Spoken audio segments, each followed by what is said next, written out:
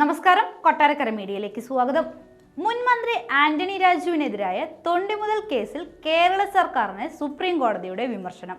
കേസിൽ എതിർ സത്യവാങ്മൂലം സമർപ്പിക്കാൻ സംസ്ഥാന സർക്കാർ വൈകുന്നതിനെതിരെയാണ് വിമർശനം. പ്രതിയുമായി സംസ്ഥാന സർക്കാർ കൈകോർക്കുകയാണോ എന്ന് കോടതി ചോദിച്ചു. ജസ്റ്റിസ് CT രവികുമാർ, രാജേഷ് ബിൻഡൽ എന്നിവരുടെ ബെഞ്ചാണ് കേസ് പരിഗണിച്ചത്.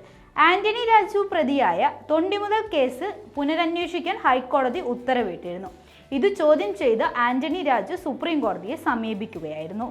ചൊവ്വാഴ്ച സുപ്രീം കോടതി ഈ കേസ് പരിഗണിച്ചപ്പോഴാണ് സംസ്ഥാന സർക്കാരിനെതിരായ രൂക്ഷ വിമർശനം ഉയർത്തിയത്. ഇതുവരെയും സംസ്ഥാന സർക്കാർ ഈ കേസിൽ എതിർ സത്യവാങ്മൂലം ഫയൽ ചെയ്യാത്തതാണ് സുപ്രീം കോടതിയെ ചൊടിപ്പിച്ചത്. നിങ്ങൾ കുറ്റാരോപിതരുമായി കൈകോർക്കുകയാണോ എന്ന് സുപ്രീം കോടതി സംസ്ഥാന സർക്കാരിനെ പ്രതിനിധീകരിച്ചെത്തിയ സ്റ്റാൻഡിംഗ് കൗൺസിലിനോട് ചോദിച്ചു. ഇക്കാരണത്താലാണോ എതിർ സത്യവാങ്മൂലം സമർപ്പിക്കാൻ വൈകുന്നതെന്നും ചോദിച്ചു. എന്താണ് സംസ്ഥാന സർക്കാരിന് മുന്നിലുള്ള തടസ്സം? എത്രയും വേഗം എതിർ സത്യവാങ്മൂലം സമർപ്പിക്കണം. ഇത് വളരെ പ്രധാനപ്പെട്ട കേസാണ്. ജനങ്ങൾക്ക് ഇത്തരം സംവിധാനത്തിലുള്ള വിശ്വാസം നഷ്ടപ്പെടാൻ ഇതുപോലുള്ള നടപടികൾ കാരണമാകും, കോടതി ചൂണ്ടിക്കാട്ടി.